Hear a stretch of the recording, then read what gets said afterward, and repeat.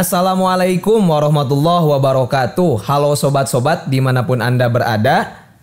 Selamat datang di podcast kami, Podcast KPI, perdana di kampus IAIN Suryalaya. Bersama saya Adi Nur Sahid yang akan menemani podcast kali ini. Untuk episode pertama saya ditemani oleh Ketua Dema IAILM, Kang Gifar. Apa kabar Kang Gifar? Alhamdulillah Kang. Gimana kabar Kang Adi? Alhamdulillah baik. Sekarang sedang sibuk apa Kang Gifar? Sekarang udah beres sebenarnya, tapi kemarin ada rangkaian kegiatan selama 3 hari di Dema Institute sendiri gitu. Ya, salah satu program daripada Dema Institute untuk menyemarakan semangat para mahasiswa lah. Setelah beres UAS mereka harus butuh hiburan. Oh, ya. Betul sepakat. Sebelum lebih jauh ke tentang Dema, saya ingin tahu dulu pribadi daripada Kang Gifar. Ya. Karena tak kenal maka ta'aruf. Tak kenal maka tak sayang maka tak IAILM. Asal Kang Gifar dari mana? Untuk asli saya lahir dari Garut. Dari Garut. Asgar. Asli Garut. Memang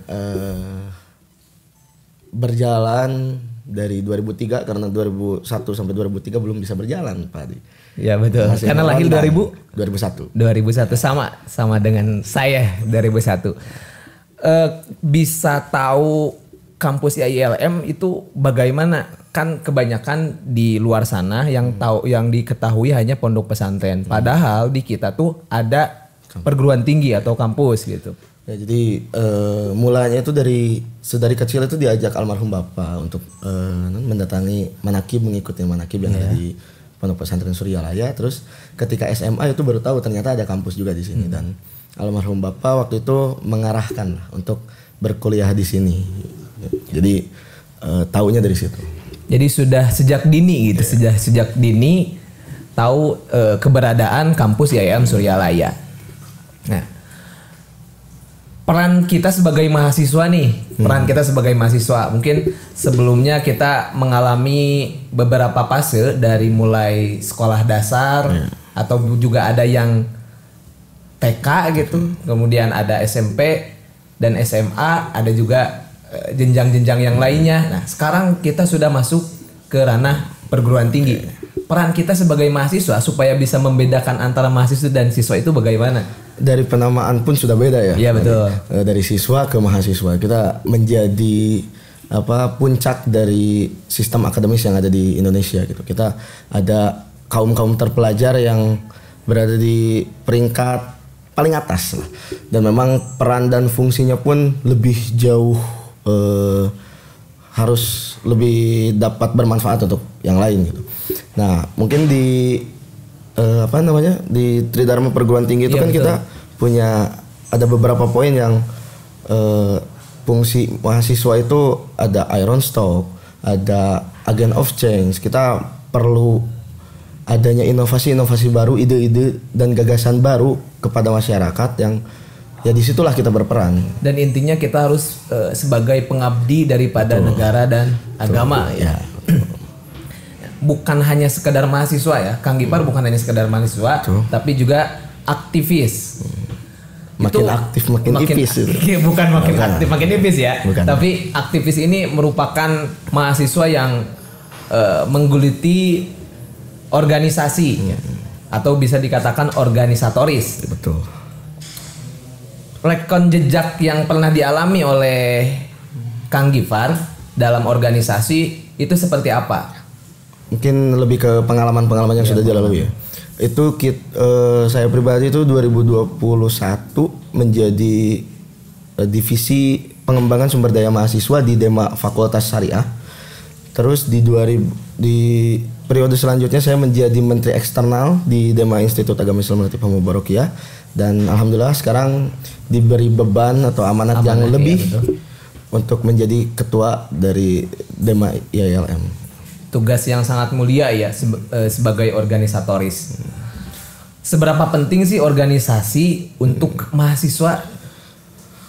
Pada dasarnya saya meyakini bahwasanya tidak ada jalan pintas untuk menjadi pantas dan berproses adalah jalan bertumbuh yang paling pas. Iya betul. Dan memang dalam organisasi ini adalah wadah-wadah untuk berproses karena para organisatoris atau senior-senior kita yang telah lebih dulu lulus dari bangku perkuliahan dan mendapat gelar menjadi organisatoris ketika berkuliah, itu mereka akan seperti seekor burung yang terdiam di atas ranting. Betul. Mereka tidak akan takut kalau rantingnya akan patah karena kepercayaan mereka bukan pada rantingnya, tapi kepercayaan mereka kepada sayapnya sendiri gitu. Luar biasa sobat-sobat. Itulah pentingnya untuk kita berorganisasi. Betul. Untuk meningkatkan percaya diri. Betul. Dan juga kemampuan juga kita terasa. Menggali bakat yang kita miliki. Betul. Kebanyakan di kita itu belum pede karena belum punya bakat, padahal kita pede dulu baru bakat gitu. Ini salah satu ramuan yang tadi disampaikan oleh Kang Gifar. Sekarang Kang Gifar sudah menjabat sebagai ketua Dema. Mau dibawa kemana ke Dema IAILM saat ini? Jadi ketika tempo dulu itu saya kampanye, saya punya 2 program unggulan sebenarnya. UKM UKK Berdaya dan juga IAILM Mendunia gitu. Untuk UKM UKK Berdaya sendiri saya ingin menjadikan UKM UKK yang ada di IAILM ini berbicara lebih banyak lagi di kancah-kancah yang lebih besar lagi. Ketika kita hanya di kancah kabupaten atau kota Tasikmalaya, itu naik level lah ke tingkat Jawa Barat, tingkat nasional gitu. Dan untuk itu ya perlu ada dorongan dari semua. Dan saya sebagai ketua Dema yang mempelopori lah, saya mendukung adanya UKM UKK ataupun UKM UKK baru yang kemarin tuh ada permintaan dari mahasiswa kita memfasilitasi untuk membuat wadah baru atau UKM baru. Salah satunya mungkin kemarin dan di hari besok ada pelantikan itu Nahdlatul Arabiyah. Nah, untuk mahasiswa-mahasiswa yang memang gitu. Emang ingin belajar lebih lah perihal bahasa Arab gitu. Dan untuk IAILM Mendunia sendiri, saya melihat latar belakang Pondok Pesantren Suryalaya itu tidak hanya terkenal di Indonesia, tapi juga sampai mancanegara. Lalu alasan apa lagi yang tidak bisa membuat IAILM, lembaga pendidikan yang di bawah naungan Pondok Pesantren Suryalaya, tidak dapat eksistensi yang serupa dengan Pondok Pesantren Suryalaya. Nah mungkin akan ada beberapa program kedepannya yang memang cakupannya akan jauh lebih luas lagi gitu. Tentunya ini kerjasama dari setiap elemen gitu. Betul. Mahasiswa, lembaga dan juga para ormawa yang ada di stakeholder kampus IAILM Suryalaya. Betul sekali. Memang perlu adanya persatuan tujuan agar kita dapat sama-sama berjalan gitu. Karena kan tagline yang saya bawa juga tumbuh berkarya maju bersama. Jadi, kalaupun ingin maju ya tidak satu-satu tapi harus bersama. Dan untuk program tersebut insya Allah mulai dari ormawa, betul, lembaga, Suryalayanya itu akan jadi lebih satu kombinasi. Ya, jadi lebih berkolaborasi untuk mendapatkan hasil yang lebih maksimal lagi. Gitu. Kan Kang Gifar ini bukan hanya aktif di kampus, bahkan Dema IAILM sekarang ini sedang berproses di luar juga. Betul. Itu seperti apa proses Dema di luar untuk merealisasikan IAILM Mendunia? Nah untuk menyongsong IAILM Mendunia tentu kita perlu ada beberapa tahapan yang dilalui gitu. Dan untuk di luaran Dema IAILM itu kemarin di tanggal 14 sampai 15 Januari itu ada Kongres Aliansi BEM Tasikmalaya dan alhamdulillah Menteri Eksternal kita itu menjadi koordinator isu hak asasi manusia. Dan saya pribadi itu di bulan November terpilih menjadi koordinator wilayah Priangan Timur BEM Nusantara. Nah, itu mungkin satu tahapan kita lebih dekat untuk IAILM Mendunia gitu. Karena bagaimanapun ketika kita eksis di luar, kita menjadi lebih cakupannya, kita relasinya akan lebih luas lagi dan lain sebagainya.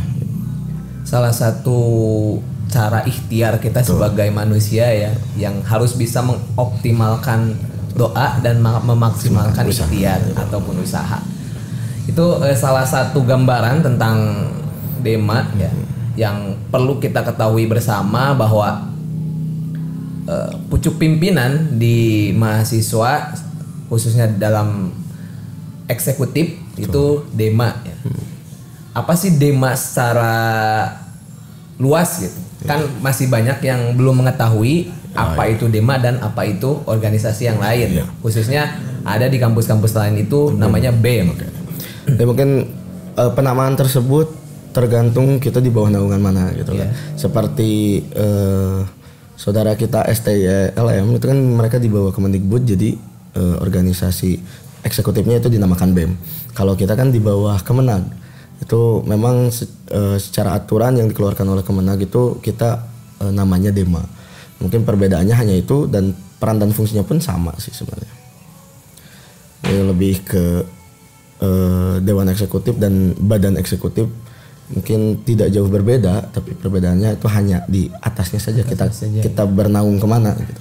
Tapi kalau di perkumpulan itu tetap sama gitu. Sama. Ya? Perkumpulan tetap sama. Nah, ngomong-ngomong soal kampus IAIN Suryalaya, kan Dema sendiri sering mengadakan kunjungan-kunjungan ya, ke kampus-kampus yang lain. Apa sih yang menjadi khasan sendiri bagi kita yang kuliah di IAILM? Betul. Mungkin karena kita di bawah naungan Pondok Pesantren Suryalaya dengan Thariqah Qadiriyah Naqsabandiyahnya, itu yang menjadi ciri khas kita.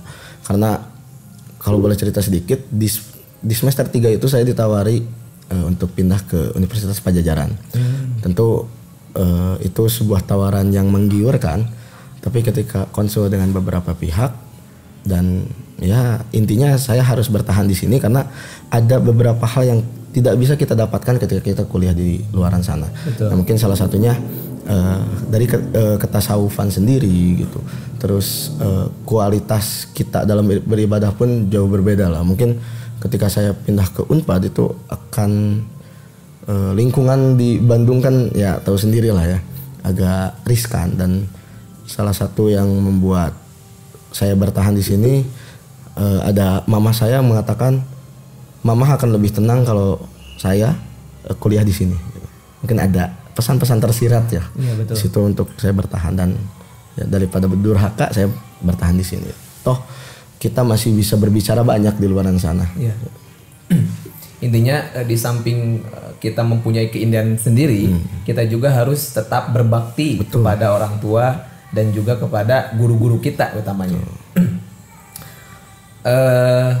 Mungkin yang lebih mencolok daripada IAIN Suryalaya itu berbasis tasawufnya gitu ya, berbasis tasawufnya yang mungkin di kampus-kampus yang lain bukan tidak ada, tetapi tidak lebih menjurus, karena di kita tasawufnya dibingkaikan dengan TQN itu sendiri yang menjadi pegangan kita yang sudah diturun-temurunkan oleh guru mursyid Pangresa Syekh Abdullah Mubarak bin Nur Muhammad dan juga Syekh Ahmad Sohibul Wafa Tajul Arifin.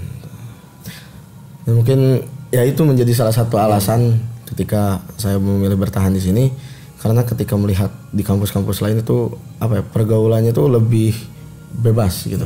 Dan itu mungkin menjadi suatu kekhawatiran dari orang tua gitu. Dan ya saya di sini pun demi salah satunya demi orang tua. Dan untuk saya sendiri itu bisa apa ya, belajar lebih banyak lah ketika kita ada di pusatnya gitu. Mungkin bisa saja kita di luar tetap belajar tasawuf, tapi kan lebih afdal ketika kita ada di tempatnya. Iya, betul. Dan yang paling utama mungkin keberanian yang kita eksekusikan gitu ya. Walaupun di luar sana banyak kampus-kampus yang luar biasa gitu, yang mungkin tidak kalah dengan kampus kita. Bahkan untuk eksistensi di kancah nasional mungkin bisa jadi kampus-kampus di luar sana lebih terdahulu munculnya. Akan tetapi tadi yang sudah disampaikan oleh Ketua Dema, kita harus mempunyai keberanian untuk mengambil keputusan. Intinya keberanian bukanlah ketidakhadirannya rasa takut, melainkan perjuangan yang siap menerima apapun resikonya. Betul. Luar biasa sekali pelajaran yang tadi disampaikan oleh Ketua Dema IALM. Sama-sama belajar. Ya. Intinya kita sama-sama belajar untuk kemaslahatan bersama. Karena kan bagaimanapun kita sebagai mahasiswa perlu sadar akan peran dan fungsi serta hak dan kewajiban kita sebagai kader umat dan kader bangsa. Contoh kita kuliah di sini, dimanapun kita berada itu harus memberikan kemaslahatan, kebermanfaatan terhadap sekitar. Itu menjadi bukan rahasia umum lah bagi mahasiswa. Intinya mahasiswa harus bisa menempatkan situasi dan juga harus bisa mempunyai prinsip, teguh pada prinsip dan setia pada prosesnya. Kalau dalam suatu kaidah itu ada al-muhafadatu ala qadimi sholih wal ahdu bil jadidil aslah, yang artinya itu harus bisa mempertahankan tradisi-tradisi yang lama, kemudian mengadopsikan dengan tradisi-tradisi baru yang lebih relevan. Itu mungkin salah satu tugas kita sebagai mahasiswa, apalagi di bawah naungan Pondok Pesantren Suryalaya. Dan memang itu menjadi ciri khas kita ketika berada di kancah-kancah nasional, itu kita dikenalnya dari Suryalaya. Dari Suryalaya. Dan memang kita perlu menunjukkan ciri khas kita dengan beberapa cara lah. Banyak cara yang bisa kita lakukan. Sebenarnya ada plus minus ketika kita membawa nama Suryalaya. Kalau kita tidak terus mengkaji dan malah merasa puas gitu, itu menjadi bumerang bagi kita sendiri ketika kita keluar dari stakeholder kampus IALM Suryalaya. Ya minimal kita bisa menjaga perilaku kita lebih ini, karena kita membawa nama besar Suryalaya itu menjadi menjadi representasi dari ikhwan akhwat yang ada di Suryalaya. Kita jadi lebih hati-hati lah dalam berperilaku. Jadi kalau tidak bisa menyampaikan dengan perkataan, sampaikanlah dengan perbuatan. Betul. Karena kita sebagai mahasiswa dan juga sebagai salah satu cara untuk mensyiarkan daripada Thariqah Qadiriyah Naqsabandiyah. Betul sekali.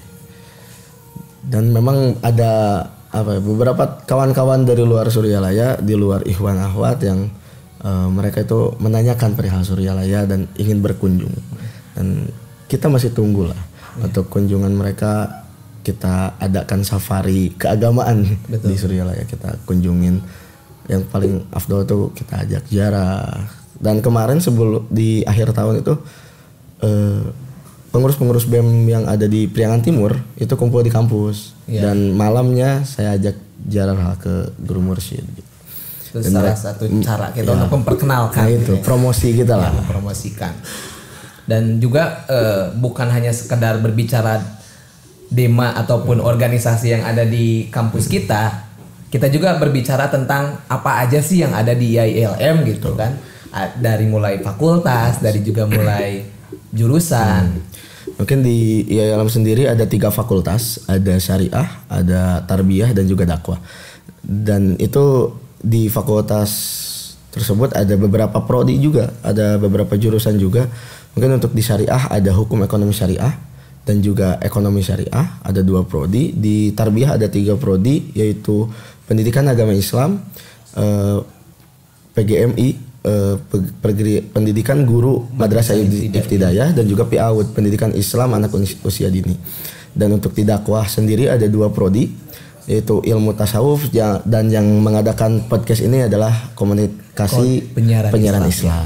Luar biasa sekali ya, jurusan-jurusan yang ada di IALM Suryalaya ini bisa menjadi salah satu cara untuk menjawab tantangan zaman. Betul. Salah satunya jurusan KPI ya. Karena sekarang sudah masuk ke era industri 5.0. Bahkan kita masih adaptasi dengan era industri 4.0 tentang dunia digital. Menyampaikan syiar-syiar seperti ini bukan hanya di atas mimbar, tetapi bisa disampaikan dengan dialog-dialog atau juga salah satunya melalui sosial media untuk merealisasikan apa yang tadi disampaikan oleh Ketua Dema kita, IALM mendunia. Ya. Jadi bukan hanya sekedar fakultas yang lain saja, tetapi lebih luasnya adalah IAILM, dan di IAILM sendiri tadi yang disampaikan oleh Ketua Dema ada Fakultas Syariah, Fakultas Tarbiyah, dan Fakultas Dakwah. Itu menjadi daya tarik tersendiri untuk kita masuk, mencoba dan berproses di dalamnya. Untuk harapan atau motivasi bagi mahasiswa yang sekarang sedang berproses di IAILM dan juga bagi calon-calon mahasiswa kita nanti. Mungkin jika diminta seperti itu, saya teringat Sultan Syahrir pernah berkata bahwa hidup yang tak pernah dipertaruhkan tak layak untuk dimenangkan. Dan ya mari kita pertaruhkan kehidupan kita di kala semangat masih menggelora, karena hidup bukan hanya tentang hari ini, ada hari esok dan hari lusa yang harus disiapkan. Nah, mungkin jalan berproses kita akan berbeda-beda, tapi saya sarankan kita berproses sama-sama untuk di IAILM Suryalaya, karena IAILM Suryalaya ini menjadi sebuah kapal besar yang akan mengantarkan kita ke muara cita, dengan tujuan masing-masing, dengan cara masing-masing, tapi tetap berprinsip TKN Suryalaya. Intinya ilahi anta maksudi warido kamatlubi atini mahabbataka wa ma'rifataka. Ya, untuk calon-calon mahasiswa kita nanti, supaya kita nanti bisa lebih banyak relasi dan juga calon-calon mahasiswa yang akan datang nanti bisa kita sambut gitu. Ya, betul. Nah, mungkin tadi sempat diceritakan kenapa saya lebih memilih IAILM daripada Univ Pajajaran yang pada dasarnya itu jauh lebih eksis lah ya ketika di kancah nasional. Nah, mungkin ada beberapa hal yang dapat kalian rasakan, dapat kalian dapatkan di Suryalaya yang tidak akan kalian rasakan di kampus-kampus lain. Tentu perihal keajaiban-keajaiban yang bisa terjadi di Suryalaya itu sungguh luar biasa gitu. Mungkin itulah salah satu bentuk nyata kebarokahan dari guru mursyid kita. Dan tak kalah eksis juga, tak kalah bermutu juga IAILM Suryalaya, karena ketika saya di kancah nasional ataupun di Jawa Barat, ternyata kampus-kampus besar itu ya tidak jauh berbeda lah kualitasnya dengan kualitas mahasiswanya dengan mahasiswa yang ada di kita. Toh itu tergantung masing-masingnya saja. Ada bahkan banyak juga yang orang-orang besar yang telah terbentuk di Suryalaya, khususnya di IAILM. Ada beberapa orang yang memang menjadi tokoh di Jawa Barat ataupun di nasional, itu jebolan dari IAILM Suryalaya. Jadi orang besar bisa terlahir daripada pendidikan yang ada di sekitar kita gitu. Betul. Jadi tergantung kita, dari kita, oleh kita, untuk kita gitu ya. Karena tentu ketika usaha tanpa doa itu sombong, doa tanpa usaha itu bohong. Nah, di Suryalaya ini kita bisa mendapatkan dua-duanya lah. Doanya tentu kita ada TKN kesuryalayaannya, usahanya melalui IAILM ini. Di salah satu fase yang perlu kita lalui untuk membentuk diri. Karena Tan Malaka pernah berkata bahwa terbentur maka nanti terbentuk. Terlepas terbentuknya akan menjadi bentuk apa, itu tergantung diri kita sendiri. Betul. Jadi itulah mungkin untuk sekedar gambaran bagi calon-calon mahasiswa, sudah tidak diragukan lagi ya kampus kita IAILM Suryalaya. Dari mulai tadi diruntutkan mahasiswa dan juga peran-peran organisasi baik di luar ataupun di dalam, dan juga pendidikan-pendidikan yang ada di kampus IAILM Suryalaya mencoba untuk menjawab tantangan zaman. Betul. Dan bahkan ketika kita ikhwan dari TKN Suryalaya ini, Abah pernah mengatakan bahwa Abah akan senang ketika para ikhwan akhwat menyekolahkan anak-anaknya di lingkungan Pondok Pesantren Suryalaya, khususnya IAILM Suryalaya gitu. Lebih kuat gitu, sanadnya lebih kuat gitu kalau kita berbicara sanad. Iya, betul. Dan kalaupun kita ingin mengabdi kepada guru mursyid kita, ya mungkin salah satu jalannya itu berkuliah di IAILM Suryalaya gitu. Jadi untuk mentaukidkan kembali, meyakinkan kembali, mempertegaskan kembali, jangan bingung mencari perguruan tinggi yang bisa menyesuaikan dengan zaman, tetapi tidak ketinggalan zaman dengan tetap berpegang teguh terhadap ajaran yang sudah diajarkan oleh guru mursyid, yang insya Allah sanadnya sampai kepada Rasulullah. Mungkin terima kasih atas perjumpaan kali ini sudah menemani kami di podcast KPI episode pertama ya. Episode pertama dan langsung dihadiri oleh Ketua Dema IAILM Suryalaya. Mungkin untuk episode-episode selanjutnya akan hadir narasumber-narasumber dari dosen ataupun dari petinggi lembaga dan juga bisa narasumber dari luar. Bahkan tokoh publik ya, itu nanti bisa tetap kita nikmati podcast kami di channel YouTube, khususnya channel YouTube kami KPI. Di dalamnya nanti akan ada bahasan-bahasan yang menarik, bukan hanya sekedar kampus IAILM tapi bahasan universalnya. Terima kasih Kang Gipar atas kedatangannya. Semoga apa yang tadi sudah kita bicarakan ini bisa menjadi modal untuk kita terus berproses, berikhtiar. Amin. Dengan berlandaskan ajaran daripada Thoriqoh Qadiriyah Naqsabandiyah. Dan ini salah satu cara untuk menjadi mahasiswa yang cager-bager lahir batin ya. Terima kasih sobat-sobat, mungkin itu saja yang bisa kami sampaikan.